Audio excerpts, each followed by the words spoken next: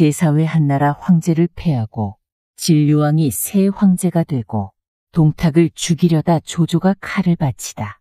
한편 동탁이 원소를 죽이려고 하자 이유가 말려서 말하기를 이를 어찌할지 아직 정하지도 않았는데 함부로 죽이면 안 됩니다. 했다. 원소는 보검을 손에 들고 백관들과 작별하고 나가서 부절을 동문에 걸어놓고 기주로 달아나 버렸다. 동탁은 태부 원외에게 말하기를 내 조카가 무례하지만 내 얼굴을 보아 잠시 용서하겠다. 황제를 패하고 진류왕을 세우는 일을 어떻게 생각하는가 하니 원외가 말하기를 태위의 소견이 옳습니다. 했다. 동탁이 말하기를 감히 큰 의논을 가로막는 자가 있다면 군법에 따라 처리하겠다. 했다. 여러 신하들이 매우 두려워하며 모두 말하기를 오직 명령을 따르겠습니다. 했다. 연회가 끝나자 동탁은 시중 주비와 교의 오경에게 묻기를 원소는 이제 돌아갔는데 어떨 것 같으냐 하니 주비가 말하기를 원소가 화가 나서 달아났으니 만약 구하는 것이 급하다고 생각한다면 기세로 반드시 변란을 일으킬 것입니다. 더욱이 원씨는 4대에 걸쳐 은혜를 베푼 집안이기 때문에 문화생과 옛 아전들이 천하에 널리 퍼져 있습니다.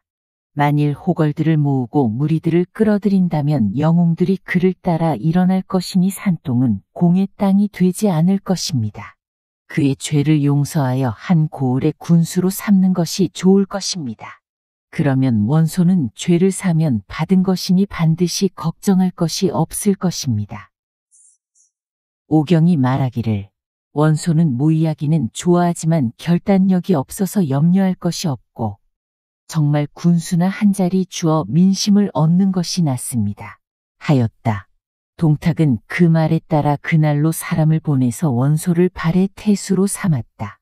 9월 초하루에 동탁은 황제를 가덕전에 오르게 하여 문무백관을 크게 모았다. 동탁이 칼을 빼어들고 문무백관에게 말하기를 천자가 어리석고 나약하여 천하를 다스리기에 부족하다. 이제 여기 책문이 있으니 마땅히 여러분에게 읽어드리겠소. 하고 이에 이유에게 책문을 읽으라고 했다. 책문에 이르기를 효령황제께서 일찍 돌아가시고 황제가 그 뒤를 이으시니 온 천하 사람들이 우러러보았으나 황제가 타고난 자질이 가볍고 위엄이 없어 상중에 있으면서도 게으르고 부덕함이 드러나니 황제의 자리를 더럽혔다. 황태우는 가르침에 어머니다운 법도가 없고 정치를 거칠고 어지럽게 하였고 영락태우의 갑작스런 죽음도 중론이 의심스럽게 생각한다. 삼강의 도와 천지의 기강이 없어지고 허물이 많다. 진류왕 협은 성스런 덕이 크고 넉넉하며 법도를 삼가고 두려워하여 상중에 매우 슬퍼하고 말할 때에도 사악한 말을 하지 않아 명성과 찬미하는 평판이 천하에 들림으로 마땅히 대업을 이어받아 만대에 걸쳐 다스릴 것이다. 이에 황제를 폐하여 홍농왕으로 하고 황태우는 정사를 황제에게 돌려줄 것이며 진류왕을 청의 황제로 받드니 이는 하늘의 뜻에 응하고 백성의 뜻에 따르는 것이고 생명의 기대의 위안이 될 것이다. 라고 했다. 이유가 책문을 다 읽고 나자 동탁은 좌우에게 큰 소리를 쳐서 황제를 전상에서 부축해 내리게 하고 옥새와 끈을 벗기고 북쪽을 향해 꿇어앉아 신하라 칭하며 명령을 듣게 했다. 또한 황태우를 불러 옷을 벗기고 칙명을 기다리게 하니 황제와 황태우는 모두 울부짖었고 여러 신하들은 비참하게 생각하지 않는 사람이 없었다. 계단 아래에 있던 한 대신이 분노하여 큰 소리로 외치기를 역적 동탁아 감히 하늘을 속이는 꾀를 쓰니 내가 마땅히 내 목을 따서 피를 뿌리겠다 며 손에 든 상아호를 휘두르며 곧바로 동탁을 치니 동탁은 크게 화를 내며 무사들에게 잡아 끌어내라고 소리쳤다. 그는 상서 정관이었다. 동탁은 그를 끌고 나가 목을 베라고 명령했다. 정관은 욕하기를 그치지 않았고 죽음에 이르러서도 얼굴색이 변하지 않았다. 후세 사람이 시를 지어 한탄하기를 동탁이 패립하려는 의도를 숨기고 있었으니 한나라 종묘사직이 폐허가 되었네. 만조백관은 모두 묶은 주머니처럼 입을 닫고 있는데 오로지 정공만이 대장부일세. 라고 했다. 동탁은 진류왕을 청해 전상에 오르게 하고 모든 신하들의 할애를 마쳤다. 동탁은 하태후와 홍농왕 및 황후 당씨를 붙잡아내어 영안궁에 격리시켜 살게 하고 국문을 봉쇄하여 신하는 누구라도 마음대로 들어갈 수 없도록 금지했다. 가련한 소재는 4월에 등극했다가 9월에 이르러 곧 폐위되었다. 동탁이 세운 진류왕 협의차는 백화이고 영제의 가운데 아들이니 곧 헌제인데 이때 나이가 9살이었다. 연호를 바꾸어 초평이라 하고 동탁을 상국으로 삼았는데 그가 황제를 배할할 때 이름을 부르지 않으며 조정에서 종종 걸음을 걷지 않고 칼을 차고 신을 신고 전상에 오르는 등 위세와 복목이 견줄 데가 없었다. 이유가 동탁에게 권하기를 유명 인사를 발탁하여 사람들이 바라는 바를 수습하십시오. 라 하고 인하여 채옹과 같은 인재를 추천하니 동탁이 그를 불러오게 했지만 채옹은 나아가지 않았다. 동탁이 화가 나서 사람을 시켜 채옹에게 말하기를 내가 만약 오지 않는다면 마땅히 내 종족을 멸할 것이다. 했다. 채옹은 두려워서 어쩔 수 없이 명령에 응해 이르렀다. 동탁이 채옹을 보고 크게 기뻐하며 한 달 사이에 벼슬을 3번이나 옮겨 시중을 삼고 매우 친하고 후하게 대했다. 제5회 가짜 조서를 띄우니 여러 진이 조조에 응하고 관병을 무찌른 새 영웅이 여포와 싸우다. 각설, 진궁이 막 칼을 내리쳐 조조를 죽이려다가 갑자기 바꿔 생각하기를 나는 국가를 위해서 그를 따라 여기까지 왔는데 그를 죽이는 것은 정의롭지 않다. 그를 버리고 떠나는 것이 낫겠다. 하고 칼집에 칼을 꽂아놓고 말해 올라날이 밝아올 때를 기다리지 않고 동군으로 향해 가버렸다. 조조가 깨어나 보니 진궁이 보이지 않았다. 한참 생각해 보기를 이 사람이 내가 했던 두어 마디 말을 듣고는 내가 인자하지 않다고 의심하고 나를 버리고 가버렸구나. 그렇다면 나도 빨리 떠나야지 오래 머물러서는 안 되겠다.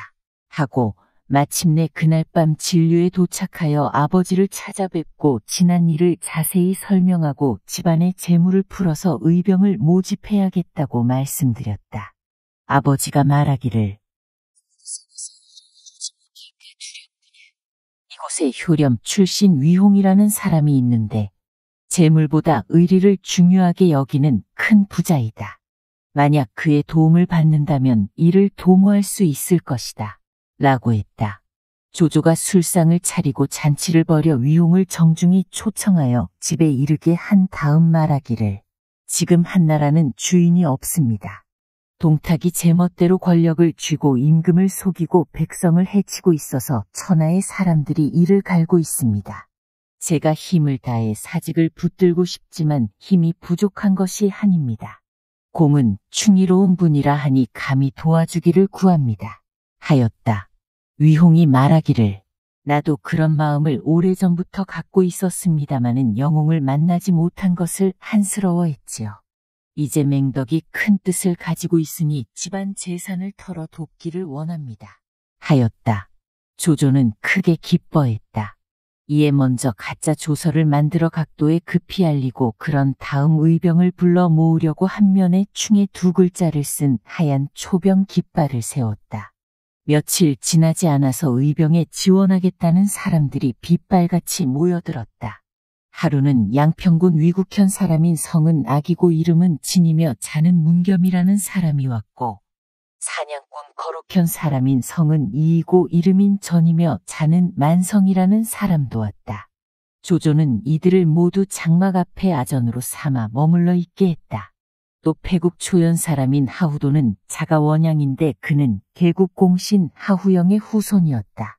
그는 어려서부터 창봉수를 익혔고 14살 때 스승에게서 무예를 배웠는데 어떤 사람이 그 스승을 욕하자 하후도니 그 사람을 죽이고 외지로 도망쳤다. 조조가 군사를 일으킨다는 소문을 듣고 그 친척 동생인 하후연과 함께 각각 1000명의 장정을 이끌고 찾아왔다. 이 2사람은 원래 조조와 형제 사이였다. 조조의 아버지 조승은 본디 하후씨의 아들인데 조씨 집안의 양자로 들어갔기 때문에 조씨가 되었으나 이들은 같은 종족이었다. 또 며칠 지나지 않아 조씨의 형제인 조인과 조옹이 각각 1000여 명을 이끌고 도우러 왔다. 조인은 자가 자유이고 조옹은 자가 자렴인데 이 두 사람은 병마를 잘 다루었고 무예에 정통했다. 조조는 크게 기뻐하며 마을에서 군마를 훈련시키도록 했다. 위홍은 집안 재산을 모두 털어 갑옷과 깃발 등을 만들게 했고 사방에서 군량을 보내오는 자는 그 수를 기억할 수 없을 정도였다. 이때의 원소는 조조가 보낸 가짜 조서를 받고 곧 휘하에 문무관을 모아 군사 3만 명을 이끌고 발해를 떠나 조조와 만나 맹약을 맺으려고 왔다. 조조는 경문을 지어 여러 군으로 보냈다. 경문에 이르기를 조조 등은 삼가 대의로서 천하에 알리노라.